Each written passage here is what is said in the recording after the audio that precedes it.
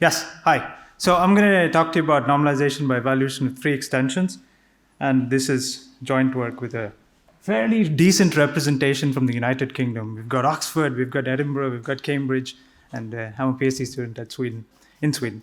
So in 2021, that's last year, right? So we wrote this paper called Practical Normalization by Evaluation for EDSLs, yeah?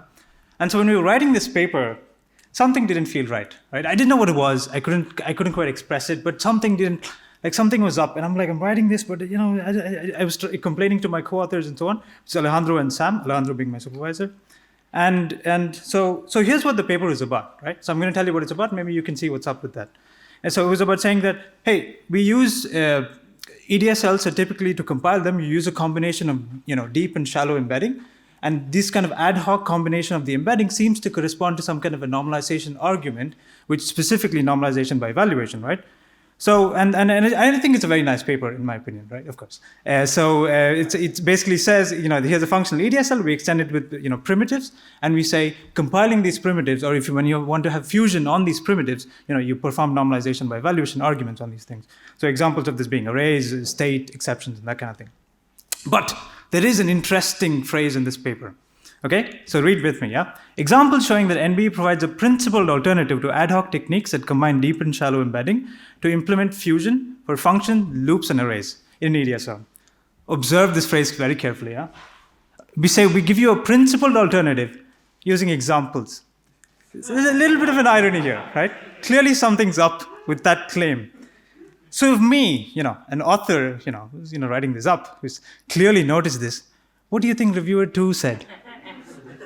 Of course they weren't happy. They were like, this is not okay, and this is just a long, huge list of examples. It feels like there's an underlying technique trying to get out. I'm not sure what it is. Without saying the technique, it's also hard to criticize the technique. Now, this is a very fair criticism, in my opinion. And for the first time, I was actually glad. I was like, yes, that's the stuff, right? That's what I'm talking about. The last sentence in specific. But it did get published because I think it does have its place. It continues a line of work done by Philip Wadler, Sam, Ezra Cooper, and others, right? So I think it does have its place, but what's missing is a bit of a general treatment to incorporating primitives into your language for the sake of normalization, partial evaluation, compilation. I think they can be viewed in a similar sense.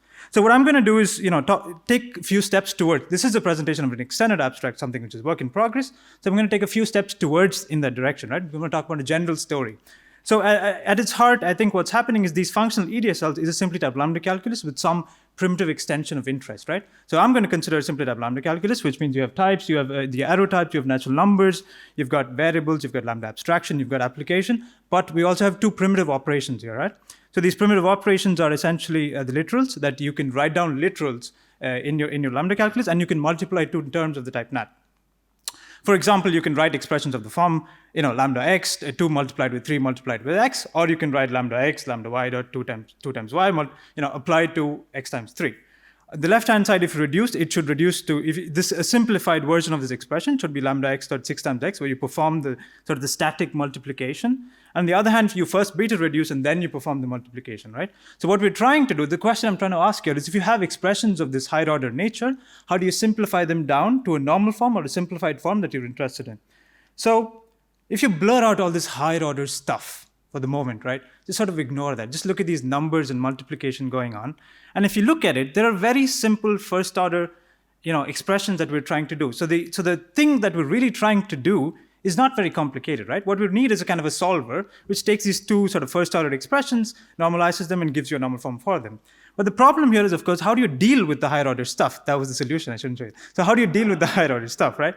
But even before we get that, we're not going to use any solver. So I would like to use a solver from a sort of a class of, which has a bit of an algebraic theory to it, right? So we're going to use a frex solver, and this is essentially a solver which enjoys a bunch of formal theory in an algebraic sense, and it has the following shape. So it has two parameters, and these two parameters specify what kind of expressions we're gonna be normalizing. One is an algebra, which says what is the equation you're interested in. So here the algebra is essentially that of natural numbers with multiplication and 1. So it's a commutative monoid over natural numbers. And you also have a set var, which basically specifies what are the variables, what are the unknowns that you're interested in, right? So once you give these two to a frex solver, which we have implemented, then you get the result that you want. But the question here is, how do you deal with the higher order stuff? You're still interested in the same algebra, right? You're still interested in multiplication of natural numbers. That hasn't changed. But if you deal with this higher order stuff now, and kind of the key idea here is the following, right?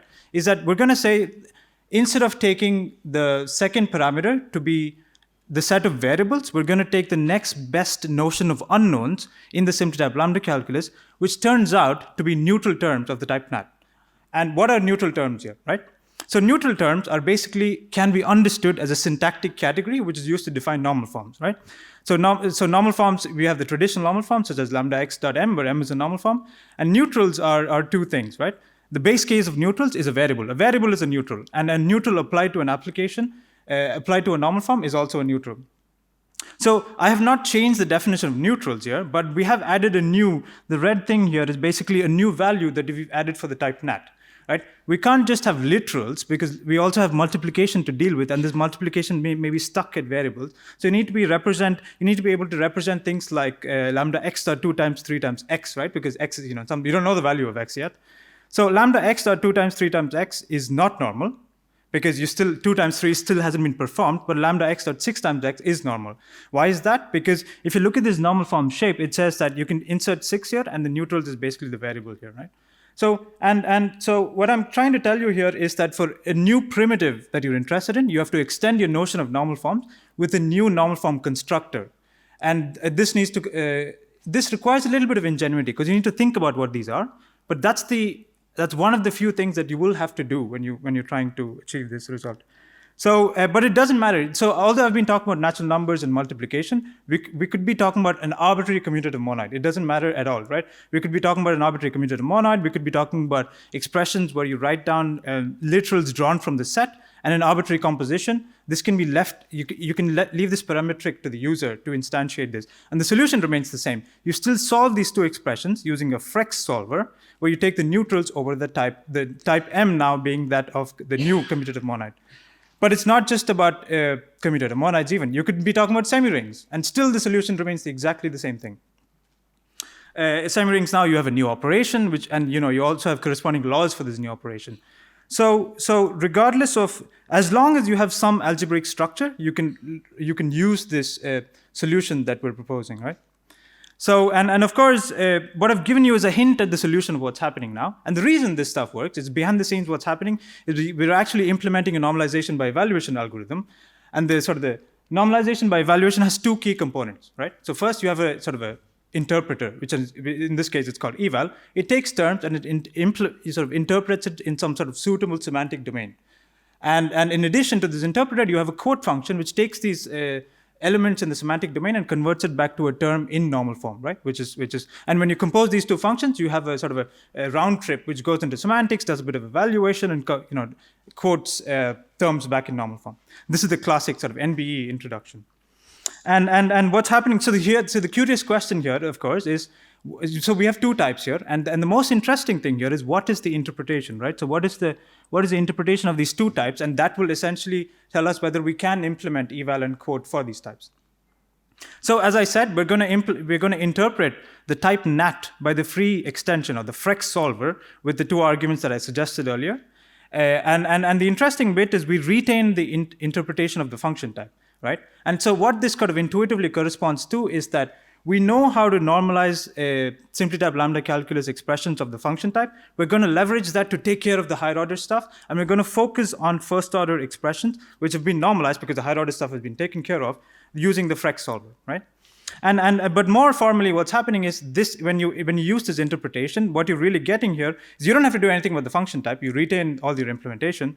But for the nat type, the moment you interpret using this specific interpretation, frex gives you a number of operations which allows you to implement the eval and quote functions. So what is this frex stuff that I haven't quite spelled out for you? So frex can be thought of as an interface, right? So it's an interface which one must implement, but of course it's an interface, so it has a number of operations and a number of properties that come with it.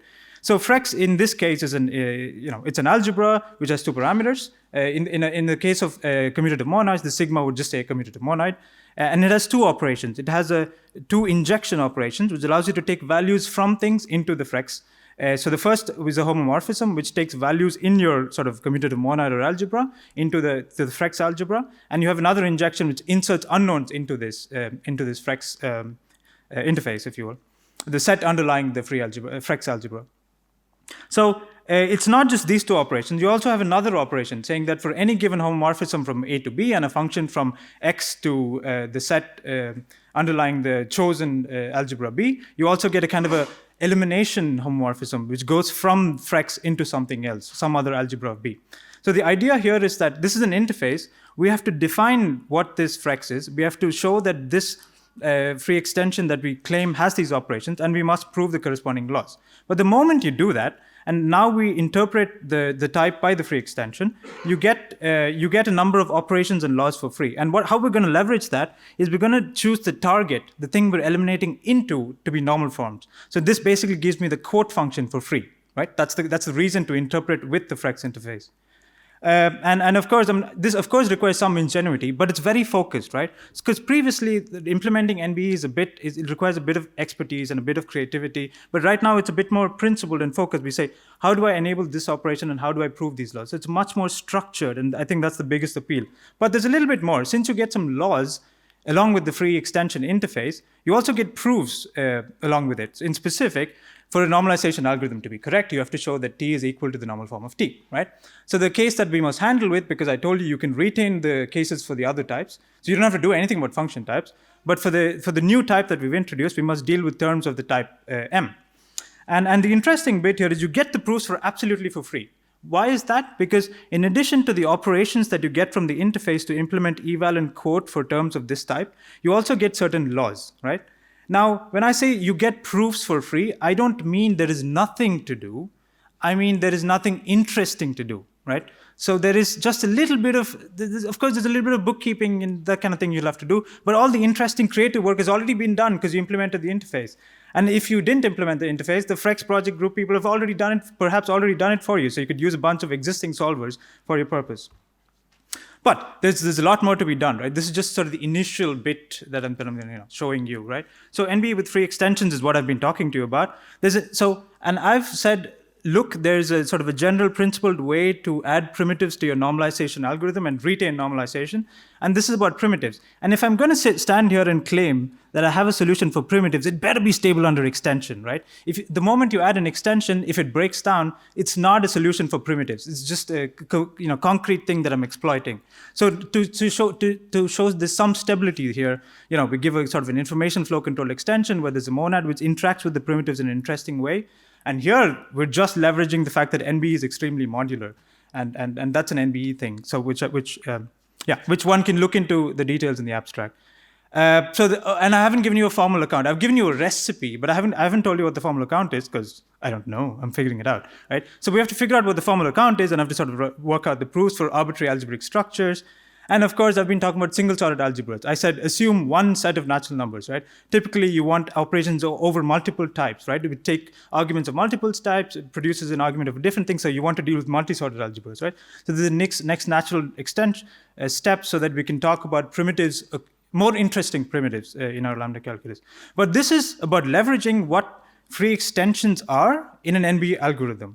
What you could also maybe want to do is think about normalization by evaluation itself as a free extension of some algebra, right? So this is also a very exciting line of work, and there's an OCaml implementation which Jeremy, one of the co-authors, has. And one may want to also think about, one is already thinking about free extensions of categories, Cartesian closed categories, and what will happen is that you will end up sort of, when you think about free extensions of a Cartesian closed category, what will end up falling out is an NbE implementation for the simply type lambda calculus. But if you want to know more about that, there is a poster at the Student Research Competition by Nathan, and I think it's a very, very interesting idea. I'll be there, so maybe you should go check it out as well. So, but there's also a little bit, I want a little add here. So there's another paper at ICFP, about NbE, about how great NbE is and all that stuff, about modal calculi. I will not say too much about it here, but don't miss my subtle flex distinguished paper thing. Yeah, okay. So in a nutshell, here's what I'm trying to tell you, right? So if your primitive types and operations have some algebraic structure, we can implement normalization by evaluation for them by leveraging free extensions. In particular, this is by constructing an NbE model where you interpret your primitive type by the free extension of the algebra that the primitive type has with the set of neutrals of that type, right? So this is the sort of conclusion that I'm trying to give away. And the extended abstract's there and the work is in progress. Thank you.